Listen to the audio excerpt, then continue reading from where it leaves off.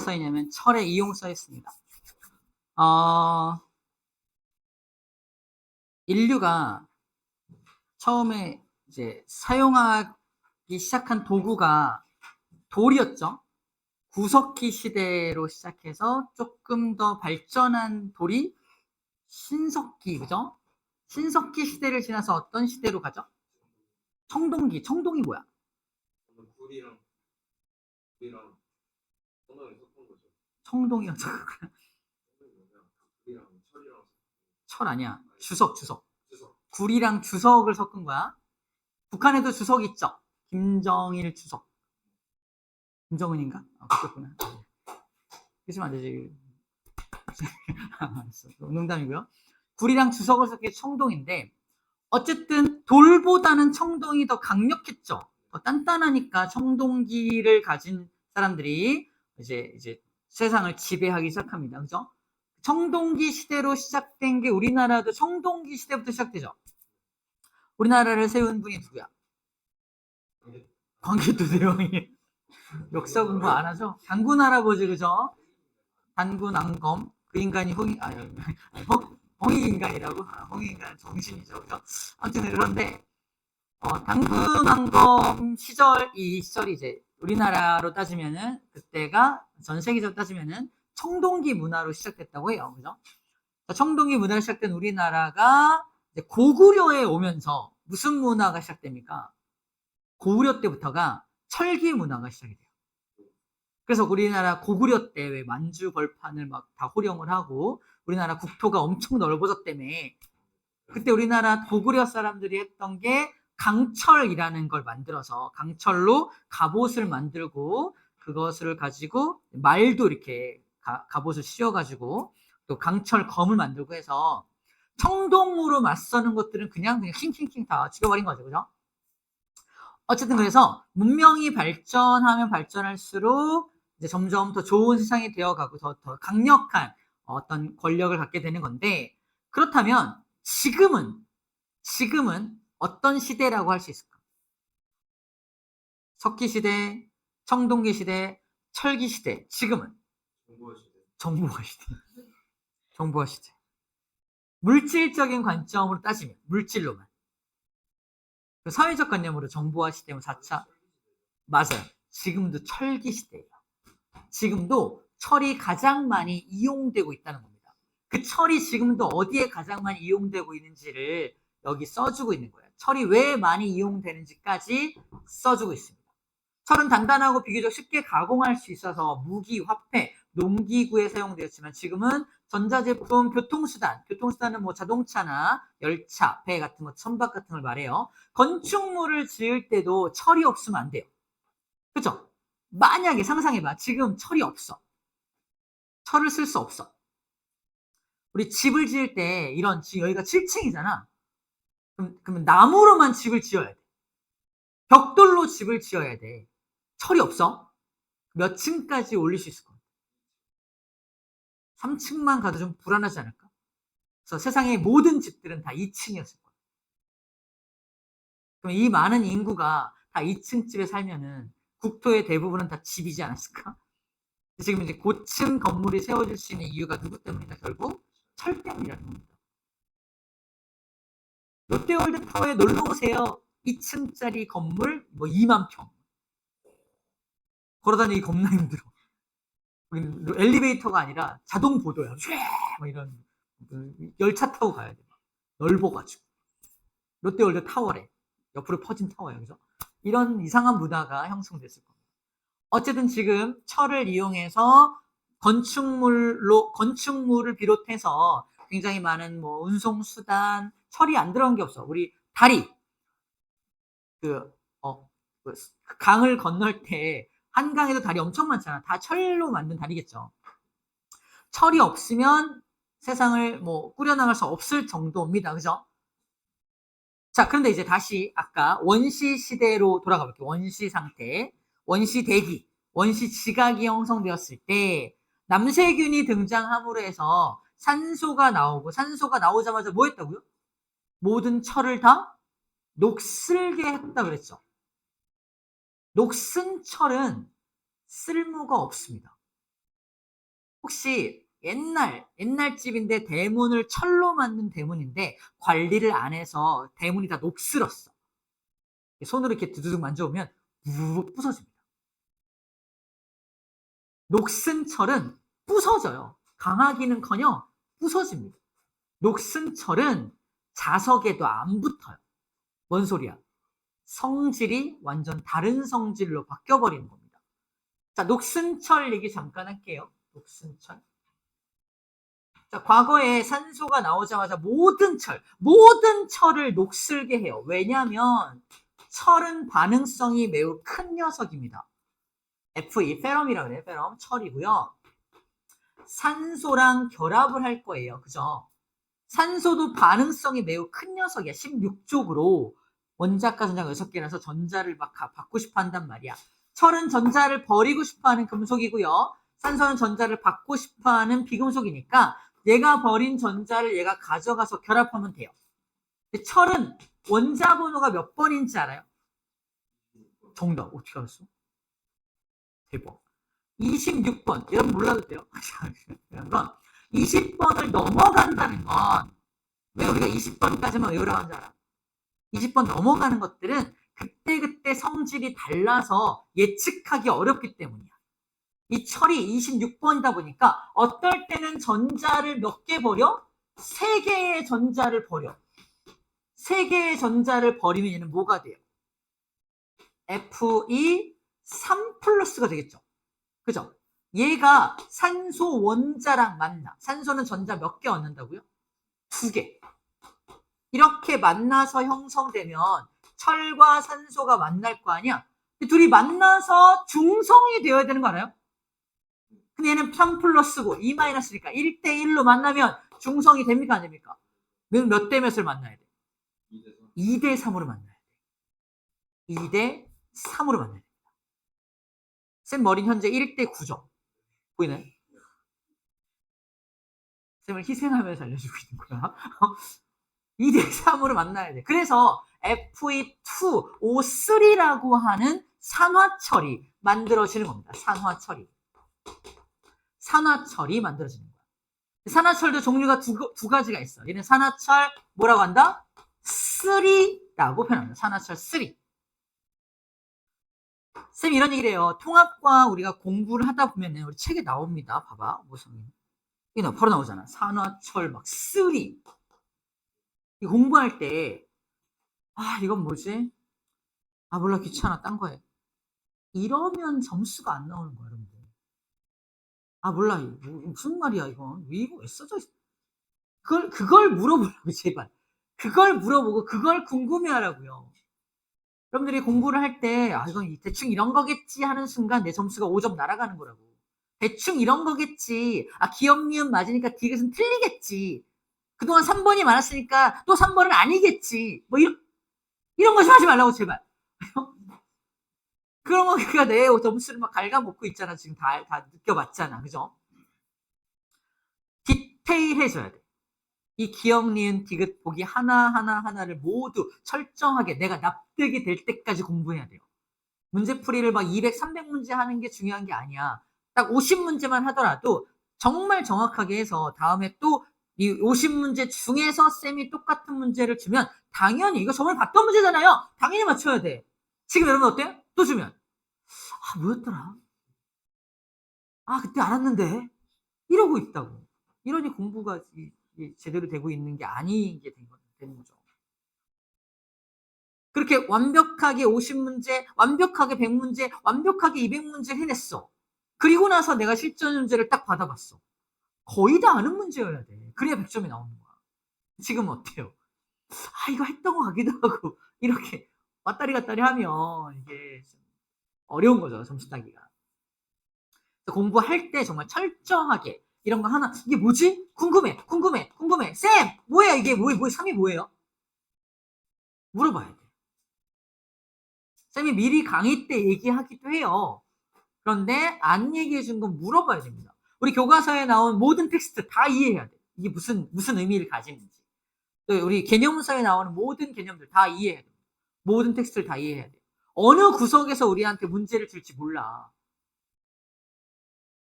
개념서에 나오는, 개념에 나오는 텍스트도 이해를 못했는데, 문제 풀이를 어떻게 합니까? 자, 3에 대한 얘기 지금 해줄게요. 봐봐. 3는 철이 전자 몇 개 버렸다고요?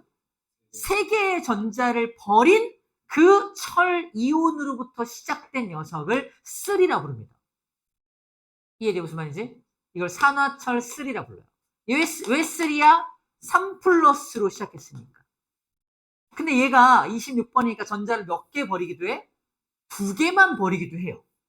전자를 2개만 버리면 2 플러스 될 거 아니야? 2 플러스하고 산소 2 마이너스가 만나 몇 대 몇으로 결합하면 돼? 1대 1로 결합하면 돼. 얘는 Fe 하나에 O 하나니까 끝! 이건 산화철 2라고 부릅니다. 얘는 왜 2야? 2로 시작했으니까. 2와 3의 차이점 이겁니다. 주로 20번을 넘어가는 금속들에서 나타나는 특징들이야. 근데 우리 책에 나온 건 뭐야? 우리 책에 나온 건 산화철 3가 나와 있죠. 그래서 여기 나와 있다. 산화철 3 Fe2O3라고 써 있는 겁니다. 왜 저게 Fe2O3여야만 하는지에 대해서도 궁금해했으면 좋겠어, 나는. 그런가 보다. 산화철 이거 외워야 되나요? 막 이러지 말고.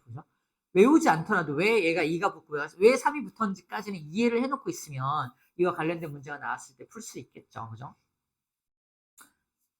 자, 다시 정리할게요. 우리가 지금 철을 캐내. 철광이라고 하는 광산에서 철을 캐내. 내가 캐낸 철은 녹슨 철이야, 순수한 철이야? 아니지, 녹슨 철이지. 자연에서 캐낸 철이니까 산소랑 결합되어서 다 녹슬어 있는 철이야. 이거 이용할 수 있어, 없어? 자, 녹슨 철로 다리 좀 만들어 보자. 다리 확 만들었어. 자동차 한 대가 네가 지나가는 거야. 제가 테스트 해보겠습니다. 안녕. 그죠? 부서져 버릴 거 아니야, 그죠? 녹슨 철로는 다리를 만들 수도 없을 뿐더러 너무 약해요. 부서진다며. 그럼 이 녹슨 철로부터 뭘 뽑아내야 돼? 순수한 철을 뽑아내야 돼. 맞죠? 그게 철의 재련입니다. 이 녹슨 철 Fe2O3로부터 순수한 철만 뽑아내는 과정을 뭐라고 한다? 철을 뭐 한다? 재련한다라고 합니다. 근데 철은 반응성이 너무 큰 녀석이라서 굉장히 강력하게 결합돼 있거든. 이거 어떻게 이거 산소 어떻게 뜯어내면 좋을까? 이거 가열한다. 땡. 때린다. 땡. 때려 맞추지 말고 광합성 시킨다. 고마워요. 수업을 활력 있게 만들어서 고맙긴 한데 다 땡이야. 다 땡이야. 자, 힌트를 줄게요. 힌트. 압력을 가한다. 아니에요. 힌트는 연탄가스를 이용합니다. 갑자기? 연탄가스. 기억났어? 연탄가스를 이용합니다. 연탄가스. 자, 연탄가스 잠깐 줄게요. 연탄가스. 자, 연탄가스는 연탄은 탄소로 되어 있는 녀석이야. 아까 했던 거야. 석탄 같은 거야. 얘가 산소랑 완벽하게 결합하면 이산화탄소가 만들어지면서 열 에너지를 뿜어냅니다. 산골 동네 가면 연탄 막 이렇게 넣어가지고 막 아궁이에 넣어가지고 에너지원으로 이용하잖아. 집을 따뜻하게 하거나 음식을 만들 때 연탄으로 하거든요. 근데 연탄을 이용하는 집들이 언제가 문제냐면은 오늘같이 비 오는 날, 축축한 날. 산소가 제대로 공급이 안 될 수 있습니다. 산소가 제대로 공급이 안 되면 탄소가 산소랑 불완전하게 연소가 돼서 EC가 O2랑 결합해서 ECO라고 하는 일산화탄소가 만들어질 수 있어요. 일산화탄소를 뭐라고 부른다? 연탄가스라고 부릅니다. 연탄가스에 중독되면 사람 죽는 거 알아요? 왜 죽죠? 기업의 CEO가 되어서 죽나요? 농담이고요. 일산화탄소가 봐봐. 사람이 있어. 미안해. 사람이 숨을 쉬어요. 숨을 쉬면 산소를 섭취하잖아. 몸속에는 뭐가 뭐가 대기하고 있냐면 몸속에서는 빨간색 어디 갔어? 없어졌어. 여기다. 몸속에서는 적혈구가 산소를 기다려요. 그죠? 적혈구가 산소랑 땅 결합해가지고 적혈구가 산소를 온몸으로 날라줍니다. 그게 이제 산소가 공급이 되고 온몸으로 산소를 날라주는 기작인데, 밤에 잠을 자는데 연탄가스가 노출돼서 연탄가스를 같이 흡입해요. 일산화탄소를. 일산화탄소하고 잘 봐. 이 적혈구하고 싸워요. 적혈구는 뭘 기다려요? 산소를 기다리죠. 일산화탄소도 산소를 같이 기다립니다. 들어가서. 적혈구가 산소를 끌어가는 힘을 1이라고 했을 때 일산화탄소가 산소를 끌어가는 힘은 얼마인지 알아요? 400입니다. 400배의 힘으로 산소를 끌어갑니다. 그러니까 몸속에 일산화탄소가 들어왔어. 숨을 쉬어요. 산소가 들어갔어. 모든 산소는 다 어디로 가? 일산화탄소한테 가버려요. 적혈구는 아무것도 안 오길래 혼자 돌았어. 이럴 거야. 산소를 날라주지 못하니까 뇌가 산소를 공급 못 받겠죠. 뇌는 특이하게 산소를 겁나 많이 쓰는 녀석이야. 뇌가. 산소가 5분만 공급이 안 돼도 뇌가 썩기 시작합니다. 진짜로.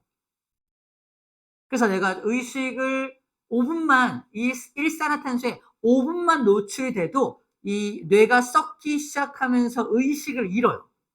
일어날 수가 없어. 그래서 위험한 거야. 냄새가 나는 거. 가는 거죠. 냄새, 가는 거야. 10분, 20분, 1시간 노출됐다 생각해봐. 뇌는 이미 갔어요. 나중에 발견해서 큰일 났어 하면서 발견해서 막 이렇게 병원으로 옮기더라도 뇌가 소생 불가능 상태까지 갈 수 있습니다. 그나마 빨리 발견해서 이제 옮기더라도 이제 일산화탄소에 중독됐던 사람이 병원 갔다가 나오면 주로 이래요. 막 얼굴 딱 반쪽이야. 얼굴 이렇게 얼굴만 이렇게 움직이고 막 이렇게 다니. 진짜. 왜 그러세요? 뇌가 손상됐대요. 말도 제대로 못해. 진짜로. 이게 웃을 일이 아니라 좌뇌가 손상되면 우반신 불수가 돼요. 우뇌가 손상되면 좌반신 불수가 됩니다. 왼쪽을 보세요. 우리 연수에서 신경의 교차가 일어나거든요. 뇌가 손상되면은 막 몸을 못 씁니다. 이러고 다니죠. 팔과 다리에 직접적으로 막 이상이 생긴 게 아니라 뇌가 이상이 생기면은 뇌가 팔다리를 조절을 못합니다. 자기 마음대로 움직여. 되게 위험한 거야. 그래서 뇌졸중, 뇌에서 막 핏줄 터지고 이런 게 뇌졸중, 중풍이라는 말 들었죠. 뇌에서 피가 터지면은 그 피 때문에 또 뇌가 썩어요. 그게 중풍이야. 뇌졸중이야. 위험하죠. 그래서 뇌졸중 되셨던 분들도 또 얼굴이 막 이상하거나 팔을 제대로 못 쓰거나 뭐 이런 게 되게 많죠. 아무튼 뇌에 대한 얘기고, 일산화탄소가 얼마나 위험한지에 대해서 얘기하는 친구입니다. 자, 이건 이 얘기고 다시 돌아올게. 지금 우리의 관점은 우리의 이슈가 뭐야? 아이 철광석, 산화철, 산소 뜯어내야 되는데 어떻게 해? 이거 이용하면 되지 않을까? 얘가 산소를 끌어가는 힘이 겁나 세니까 이걸 얘랑 결합시키면 여기서 산소를 뜯어가지 않을까? 맞아. 왜요? 그래서 일산화탄소를 공급하고 있는 거야.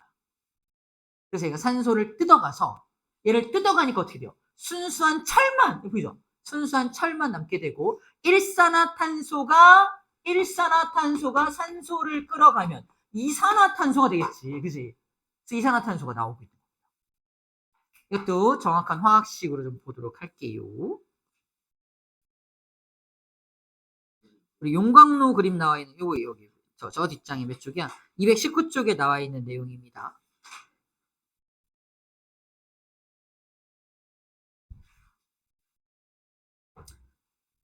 자, 그래서 어떻게 하냐? 철광석을 준비합니다. 철광석이 Fe2O3, 그죠? 에다가 석이 뭐냐면 약간의 돌 성분이 섞여 있는 게 철광석이야. 자, 이 중에서 뭘 뜯어내야 돼? 어쨌든 산소를 뜯어내야 되니까 뭘 투입해야 돼? 일산화탄소를 투입해야 되죠. 일산화탄소를 직접적으로 투입하지 않습니다. 뭘 투입한다? 첫 번째, 코크스와 뜨거운 공기를 집어넣어요. 코크스가 C야. 코크스가 C입니다. 코크스라는 물질이 있어요. 코크스를 집어넣고요. 뜨거운 공기를 넣는 게 공기 속에 산소가 들어있겠지. 근데 뜨거운 공기를 넣으면 이게 아까 말한 비 오는 날처럼 불완전 연소가 일어나. 에너지가 너무 많아서 막 이상하게 결합해. 그래서 이 둘이 1번과 2번이 만나서 뭐가 만들어진다? 산소 만나서 일산화탄소가 이 안에서 만들어져요. 일산화탄소가 만들어지면 그 일산화탄소가 산화철하고 결합을 해서 일산화탄소 여러 개 만들었을 때 여러 개 중에서 세 분자의 일산화탄소가 얘랑 결합하게끔 화학식을 마련해놨어요. 왜 세 분자라고 그려놨을까? 산소 몇 개 뜯어내야 돼? Fe2O3니까 세 개의 산소를 뜯어내야 될 거 아니야? 그래서 일산화탄소 세 분자를 준비한 거야. 그래서 일산화탄소 세 분자가 이 O3의 산소 세 개를 뜯어왔으니까 이산화탄소 세 분자가 만들어지고 있는 모습입니다. 그러면서 철이 두 세트가 EFE, Fe2니까 두 개의 철이 만들어지고 있는 거예요. 이렇게 순수한 철을 만들어서 이쪽으로 녹은 철을 뽑아내고 있는 거고요. 이때 발생된 이산화탄소는요, 여기 배기가스로 내보내면 됩니다. 배기가스로 내보내고 있는 거고요. 그 다음에 돌성분이 남아있잖아. 이 돌성분이 나중에 이쪽에 불순물이라는 이름으로 나중에 따로 뽑아내게 돼요. 슬래그라 그래서 나중에 배우게 됩니다. 자, 다 나왔죠? 뜨거운 공기 왜 필요한지, 녹은 철이 뭔지, 배기가스로 어떤 기체가 나오는지, 그 다음에 코크스가 왜 필요한지, 철광석은 화학식이 뭔지 이런 거 다 하나하나 뜯어서 공부해야 되고요. 이 그림과 이 화학식 200만 % 시험에 무조건 나옵니다. 몇만 %? 200만 %. 시험 문제 안 나온 시험 본 적이 없어. 요 파트가 시험 범위인 친구들은 이 철의 재련 파트가 안 나오는 경우를 본 적이 없습니다. 무조건 나옵니다. 왜 일산화탄소가 필요한지 꼭 기억해 주셔야 합니다. 그렇게 재련해낸 또는 이렇게 뽑아낸 철을 가지고 우리 일상생활에 지금 많이 이용하고 있다는 거예요. 이 철을 재련하는 이 장치의 이름이 뭐야? 체크. 용광로. 이게 그 유명한 용광로예요.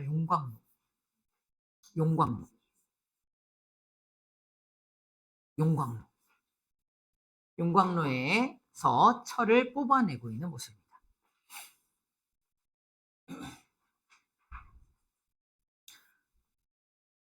철이 없었다면 산업혁명도 없었어요. 그죠? 철이 없으면 증기기관차 어떻게 만들어? 증기선 어떻게 만들어?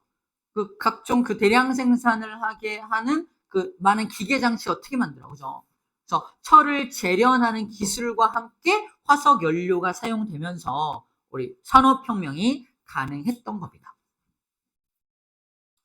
알겠지요?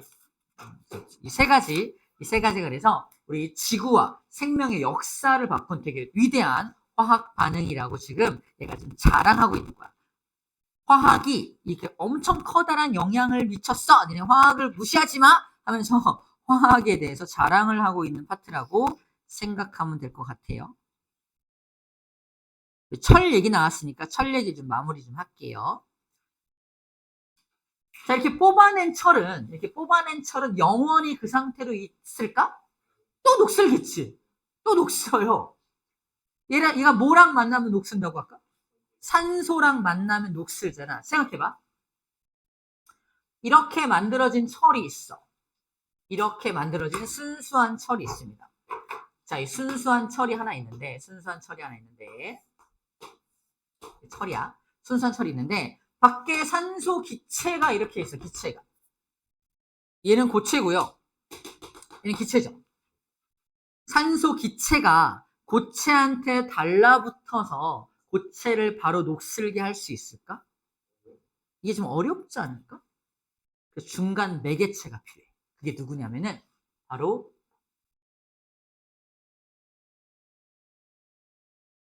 물방울입니다. 철에 물방울이 맺히고 그 물방울에 산소가 녹아 들어가서 철을 녹슬게 하는 거야.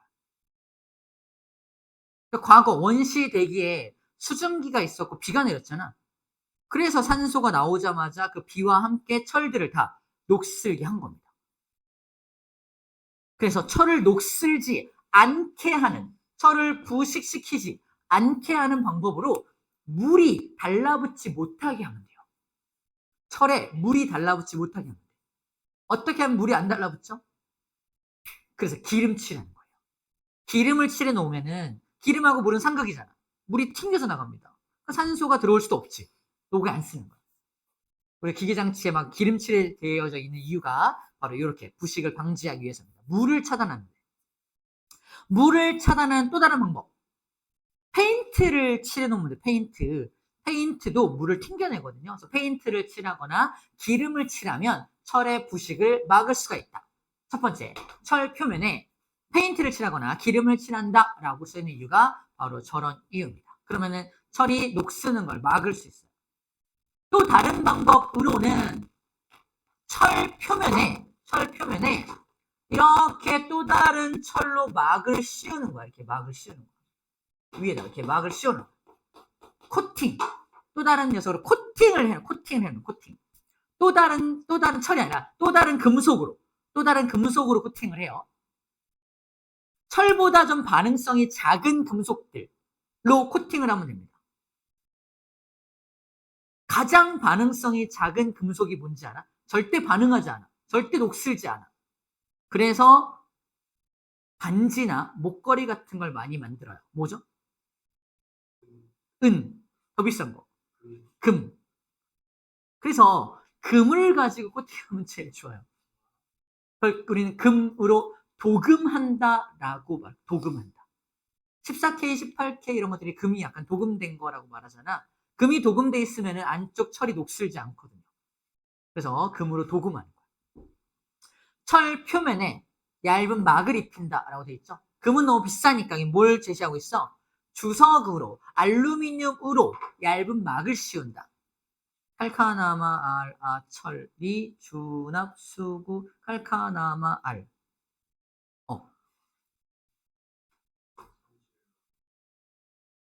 알, 아, 철, 리, 철, 리, 주납, 철, 리, 주석. 봐봐. 철이 여기 있고요. 이쪽이 반응성이 큰 녀석이고 이쪽이 반응성이 작은 녀석이야. 철을 기준으로 철보다 반응성이 큰 알루미늄이 있고요. 철보다 반응성이 작은 주석이 있어. 봐봐. 쌤이 말한 건 뭐야? 반응성이 엄청 작은 걸 씌워 놓으면 되겠지라고 했잖아. 근데 어떤 경우에는 주석으로 얇은 막을 입힌대. 주석으로. 그건 이해가 되죠? 주석이 반응성이 작으니까 반응성이 작은 걸 입혀 놓으면은 아무래도 철까지 얘가 반응성을 그러니까 막아주고 있으니까 철은 녹슬지 않겠죠. 근데 문제는 뭐냐? 알루미늄으로 막을 입히는 게 문제야. 아니 철보다 반응을 더 잘하잖아. 철보다 반응을 더 잘하는 알루미늄으로 막을 입혀 놓으면 철보다 더 잘 녹슬지 않겠니? 맞아? 잘 들어? 더 잘 녹슬어. 맞아. 실제로. 철보다 훨씬 더 잘 녹슬어. 잘 들어? 근데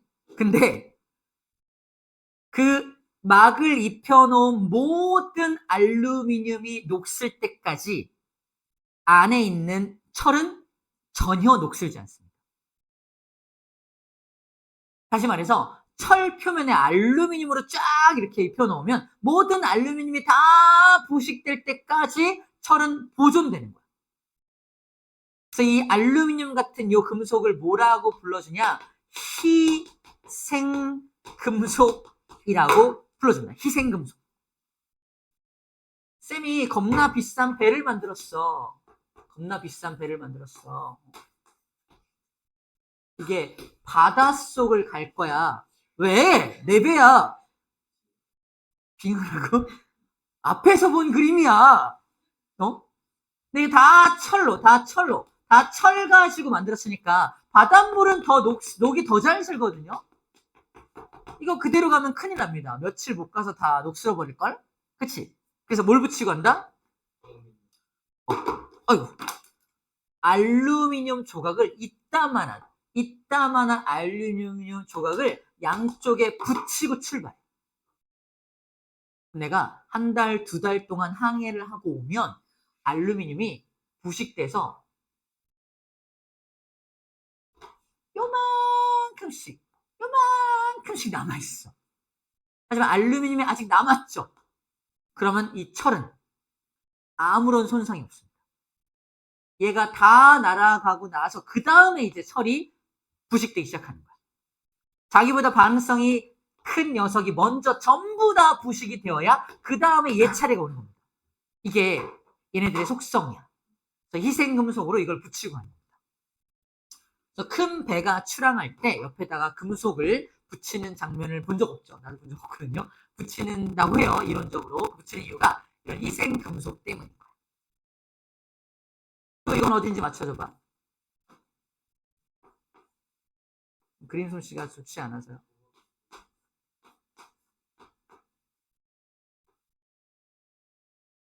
정답! 고마워요. 어떻게 하지?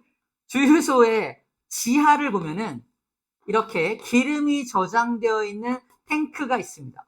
기름 탱크. 기름 탱크 뭐로 만들어요? 당연히 철로 만들겠죠. 이 땅 속에도 물과 산소가 있어 없어? 있다니까. 이거 철 다 녹슬어 버립니다.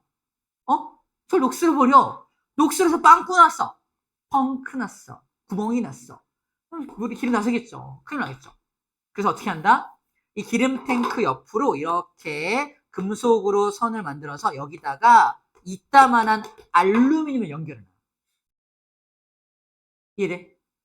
그래서 모든 알루미늄이 다 부식되기 전까지는 이 기름 탱크, 철로 만든 기름 탱크는 안전합니다. 나중에 여기가 이렇게 뚫려 있거든? 나중에 알루미늄만 다 돼가는 알루미늄 새로운 알루미늄을 교체해서 집어넣는 거야. 그럼 얘는 계속해서 영구적으로 녹슬지 않게 사용할 수 있는 거야. 이런 희생금속이 여기 이런 데 이용이 돼요. 절대 녹슬면 안 되는 그런 장치에다가 희생하는 금속을 이렇게 연결한다는 거예요. 그런 차원에서 주석을 하는 건 이해가 되는데 알루미늄으로 왜 얇은 막을 입히지? 이거는 희생금속에 대한 내용이에요. 그것까지는 소개하지 않고 있는데 혹시라도 학교에서 니네 이런 거 알고 있니? 하면서 이런 얘기 할 수 있거든요. 그때 여러분들 기억하고 약간 상식적으로 또는 배경 지식으로 알고 있으면 너무 좋을 것 같아서 제가 추가적으로 얘기를 좀 했어요. 오케이. 그래서 철이 녹슬지 않게 하려면 어떻게 해야 되는지에 대해서 좀 얘기를 좀 해봤습니다. 여기 나와 있죠? 철이 부식돼서 생긴 산화물은 녹슬었다 그러죠?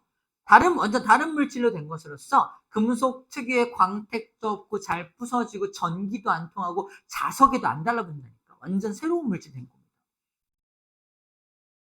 저기 어디야?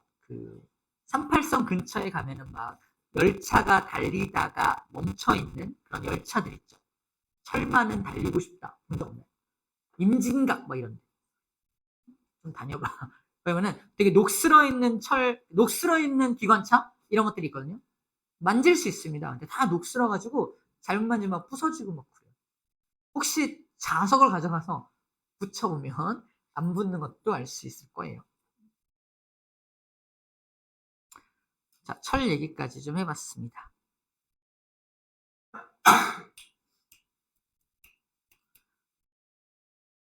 좋아요. 이제 산화환원 반응 배우기 앞서서 이제 오늘은 뭐만 할 거냐면은 노래 하나 배울 거예요. 노래 하나. 혹시 노래 기억납니까? 쌤이 해준 노래? 필기 안 된 사람들은 필기를 좀 먼저 할게요. 어디다 써야 되지? 여기였나? 여기다 쓰자. 217쪽 맨 위에 공간 좀 있죠? 요 공간. 217쪽 맨 위에. 황산구리의 공간. 여기다가 몇 줄이 필요하냐면 총 3줄이 필요해요. 3줄. 크게 하나, 둘, 셋을 나눠서 세 줄.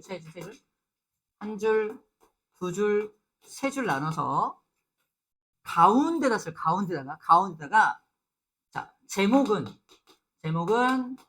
금속의 반응성입니다. 금속의 반응성을 제외하고 나머지 3줄이야. 미안해. 총 4줄이네요. 아니 여기다 그냥 제목 여기 있습니다. 그래서 가운데 줄에다가 1번 칼륨, 칼슘, 나트륨, 마그네슘, 알루미늄, 아연, 철, 니켈, 주석, 납, 수소, 구리, 수은, 은, 백금, 금. 칸 잘 맞춰줘요. 막 넘어가지 말고. 좀 촘촘하게 좀 써야겠네요.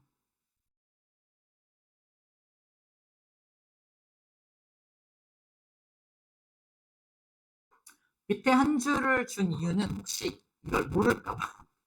얘가 아연이야. 이게 납이야. 이게 주석이고. 딴 건 알죠? 이게 수은이고요. 은이고요. 이게 백금이고요. 금입니다. 딴 건 알죠? 딴 건 알 것 같아. 나머지 쭉 써놓으면 되겠다. 모르는 것만 써놓으세요. 그리고 맨 윗줄에 뭘 쓰냐면 이쪽이 화살표, 반응성이 겁나 큰 것들. 오른쪽 화살표, 반응성이 작은 것들입니다.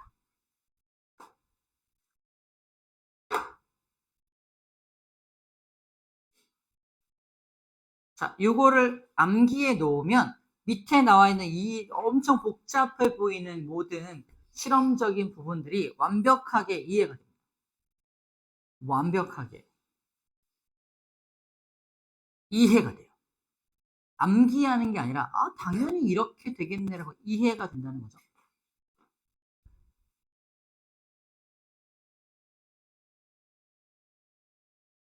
시원이 써져 있죠. 네, 써놨죠. 그때는 창피해서 쌤이 아마 틀어줬을 거예요. 그죠? 기억납니까? 오늘은 생 라이브 왜? 이거? PT 퍼스널 트레이닝. 왜? 멋있다. 멋있지? PT 하시는 분들 다 백금 목걸이 하고 있잖아. 아니 말고. 아무튼 PT.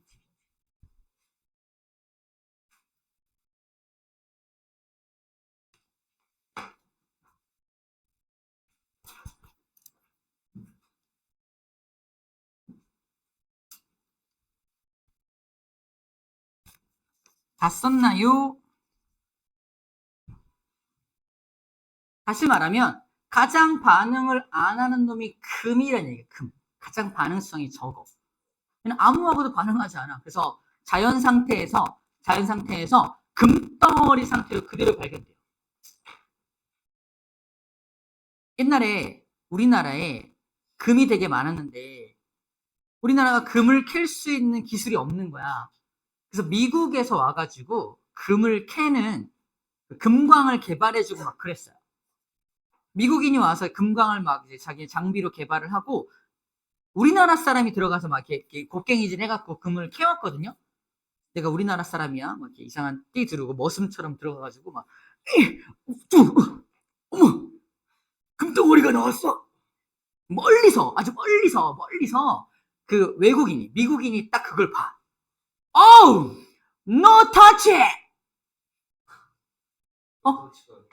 no touch. 가만 놔둬, no touch. 나는 뭐라 생각해? 야, 이게 이름이 노다지인가 봐. 그게 노다지의 어원입니다. 진짜입니다. 노다지야. 이게 노다지가 노타치. 몰랐죠? 뿌듯하다. 안 믿는 건 아니죠. 진짜 안 믿어요?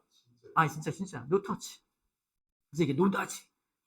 그래서 다른 노다지 발견하면 몰래 챙겨 나와. 막 이렇게 하는 노다지. 이게 내가 몰래 챙겨 나온 노다지요. 그래서 이런 거. 노터치가 노다지입니다. 진짜로. 찾아보든가. 진짜로. 노다지란 말이 어디서 나왔냐는 거, 여기서 나온 말입니다. 어쨌든 금이란 녀석은 덩어리째로 발견되는 이유가 뭐다? 이거. 진짜지? 뻥인 줄 알아, 이 자식들. 맨날 뻥만 치는 줄 알아. 가끔, 오른발 탄다고. 금이 가장 반응성이 작아서 그대로 발견된다는 거야. 근데 땡땡땡땡땡땡에서 어디? 철은 여기 쪽 반응성이 큰 편이야. 그래서 산소랑 반응해서 다 녹슬어 있는 거라고. 당연히 이쪽은 다 녹슬어 있겠지. 그지? 반응성이 더 크니까 녹슬어 있겠죠. 우리가 지금 배운 건 철을 재련하는 방법에 대해서 배운 거고, 자, 그래서 처음에 청동기 시대가 뭐라고요? 주석하고 구리. 주석과 구리를 석출해서 합친 거잖아. 철보다는 좀 반응성이 작아서 좀 더 쉬웠다고. 그래서 청동기 시대가 먼저 시작된 거라고. 맞아. 그 다음에 철기 시대. 지금은 이거 전부 다 재련하는 기술이 있다 없다? 있다. 있다. 인터넷에서 칼륨 살 수 있습니다. 나트륨 살 수 있어. 뭐랄까. 뭐랄까. 원자재 그대로. 그래서 왜 칼륨 나트륨 던지는 실험 같은 거 막 하잖아. 그지? 물에 막 던져가지고 터지고 막 이런 실험 하잖아. 그지? 지금은 모든 재련 기술을 다 가지고 있습니다. 철을 비롯한 모든 걸 다 가지고 있어요. 옛날 신라 시대 때 왕관을 뭐로 만들었어요? 금으로 만들었어요. 그 이유가 덩어리로 발견되고 되게 잘 이렇게 두들기면 얇게 펴지기도 하고 모양을 내 맘대로 막 만들 수 있어요. 금으로 금관 문화가 발달하고 그 다음에 청동기 문화, 그다음에 철기 문화가 발달하게 된 겁니다. 자, 이 안에 우리 인류의 역사가 쭉 들어있다라는 것까지도 확대 해석할 수 있어요. 그 다음에 은도 나름 뭐야? 은도 나름 반응성이 적은 편이라서 은반지 같은 것도 많이 하는 겁니다. 백금도 장신구로 많이 사용을 해요. 문제, 백금과 금 중에 누가 더 비쌀까요? 백금이 비쌉니다. 금은 상대적으로 매장량이 많은 편인데 백금은 매장량이 그렇게 많지가 않아. 그래서 희소성의 원리 알죠? 희소성의 원리에 의해서 훨씬 더 비쌉니다. 백금이 비싸요. 백금으로 만든 반지는 구경도 하기 어려워요. 백금도 장신구로 많이 이용이 됩니다. 백금. 어쨌건 이걸 외워야 돼요. 어떻게 외울 거냐면은 노래에다 맞춰 외울 건데 칼카나마 아라 천리 끊어서 외울 거고요. 주납수구 수은 백금 끊어서 외울 겁니다. 노래의 제목은 러브 포지션 넘버 9. 옛날 팝송인데 그걸 갖다가 안 되겠다. 오늘도 라이브 못하겠다. 창피해서 못하겠다. 안 될 것 같아. 너무 창피해. 갑자기 창피한데? 일단 원어를 보여줄게. 원래. 그래요.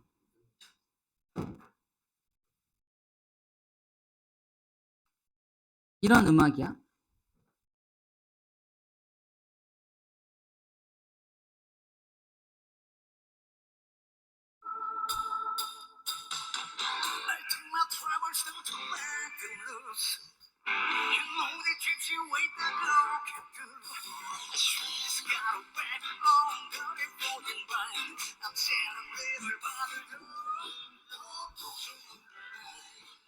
여기까지. 이 노래인데, 이렇게 오버해서 부르진 않을 거고요. 그냥 딴딴딴딴 이렇게 할 거예요. 자, 이제 느낌 맞죠? 음이 좀 높아. 좀 낮출게요. 칼카나마 아라 천리 지금 비부 들었다. 오 오늘 최대 위기다. 대박. 그 다음에 주납수구 수은 백금 잘 봐야겠. 수은 백금 반응성이 크면은 자 금속이니까 전자를 버릴 거 아니야. 반응성이 크면은 이온이 되고요. 반응성이 작으면 그대로 남아있는 걸 속출이라 그래요. 자, 다시 할게요. 칼카나마 아라 천리 주납수구 수은 백금 반응성이 크면은 이온이 되고 반응성이 작으면 중요해. 속출이 되지. 이렇게 부른 노래가 있습니다. 자, 이게 음률을 맞추려고 는 거야. 아무튼 그래서 여러 번 불러보고 해야 돼요. 여러분들 쌤이 녹음해 놓은 것도 있으니까 잘 기억이 안 나면 녹음본을 보내주도록 할게요. 외워야 됩니다. 칼카나마 아라철리 준합수구 수음 백금 반응성이 크면 이온이 되고 반응성이 작으면 석출이 되지. 이게 뭐냐면 반응이 잘 일어나는 서열이야. 내가 반응이 더 잘 일어나 칼륨이 1등, 2등, 3등, 4등, 5등, 6등, 철은 7등이에요. 7등. 반응의 서열입니다. 예를 들어서 이런 거야. 지금 얘들 기다리고 있는데 지금 전자를 버릴 타이밍이 왔어. 제일 먼저 전자를 버려야 될 놈이 누구야? 칼륨님이 먼저 버리셔야 되는 거야. 얘가 다 버려서 전부 이온이 되셔서 전부 안정화가 되면 그 다음에 칼슘님이 하는 거야. 그래서 희생금속이 가능한 거야. 제가 전부 다 반응을 해야 그 다음 게 가능하거든. 이해돼요?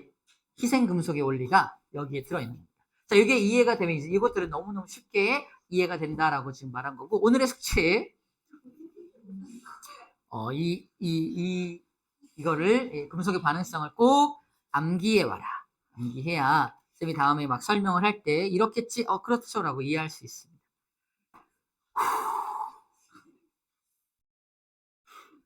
라이브로 한 건 3년 만인 것 같아요. 3년 만에 라이브를 했네요. 컨디션이 좋아서. 라이브를 했네요. 좋습니다. 나머지 얘기들은 다음 시간에 정리하고 오늘 첫 시간이라서 조금 이야기 형식으로 재밌는 소재로만 얘기를 좀 해봤어요. 이번에 좀 달라집시다. 잘한 친구들도 있는데 아까도 말했지만 일단 방송 끄고요. 아까도 말했지만